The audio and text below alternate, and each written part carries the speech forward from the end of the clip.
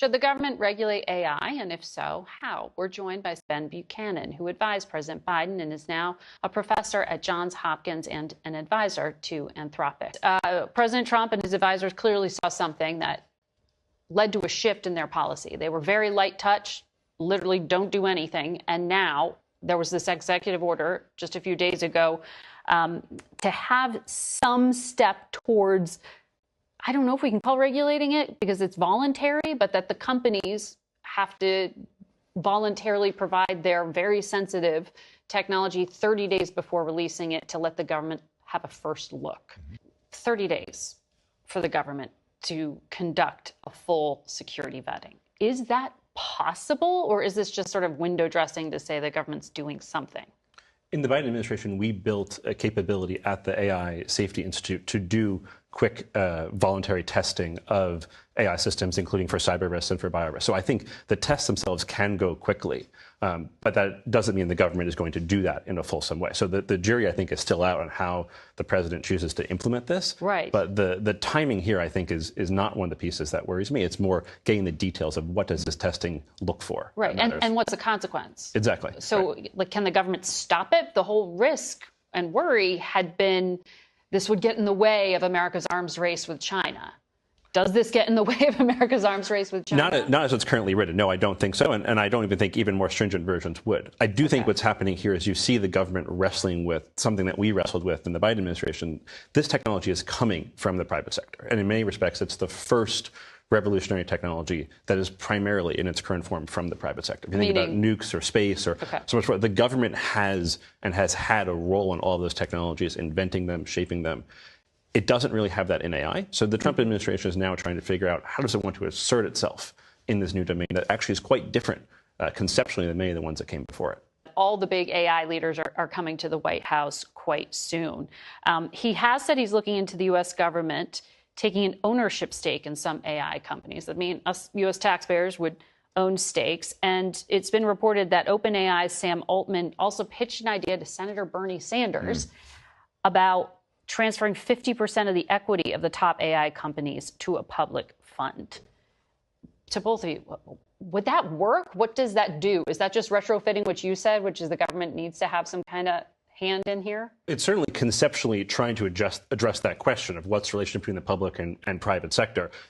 I think with something that is that drastic, the devil is really in the details, and we don't have any details of this meeting or even of Senator Sanders' proposal. So I think we've got a long way to go on making that real, and it feels incongruous with me of what does it mean to let the private sector run here? So I think there's a lot of complexity that's yet to be worked out in that proposal. Ben, I mean, Anthropic, the company you advise, called for an international pause in AI development because of how fast the systems are improving. As I understand it, the concerns the models are becoming so advanced they can fix themselves without humans being involved? Well, the dynamic here that's very interesting is what we call recursive self-improvement. So the AI systems help the AI companies generate the next version of the system. And that can show up in a number of ways. One of the ways it can show up is the AI systems write the computer code for the next version. Another one is the AI systems do the research and some of the math and underlying conceptual work that leads to efficiencies in the next system. And now we increasingly see AI systems helping design the chips that are the lifeblood of this. So I think it is the case for a variety of reasons, recursive self-improvement, massive infrastructure investments. We should expect these systems to continue to get very good very quickly. And that does raise real national security questions, no matter who's president. In the Biden administration in 2023, we brought the companies to the White House to meet with the president, and they all made voluntary commitments, which they then followed through on to do independent red team testing for risks like cyber, for bio, to publish their testing results to the public. And they follow through on that. So I do think there's a history here of companies working with government, but I suspect both sides are going to have to do a lot more as this technology gets better. I recall during the Biden administration, there was this agreement between the U.S. and China not to let AI touch nukes.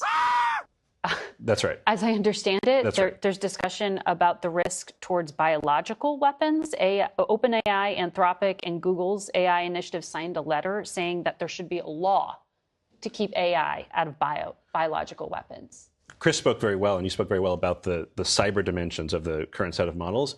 I would look at these current models not as cyber models, but as generally capable models. And the bio what frontiers, does that mean? Sorry. They can do expert tasks in a wide variety of areas, not just in cyber, also in bio, and the like. This was something that we were very alert to in the Biden administration. There's a long section on bio in the president's executive order in 2023.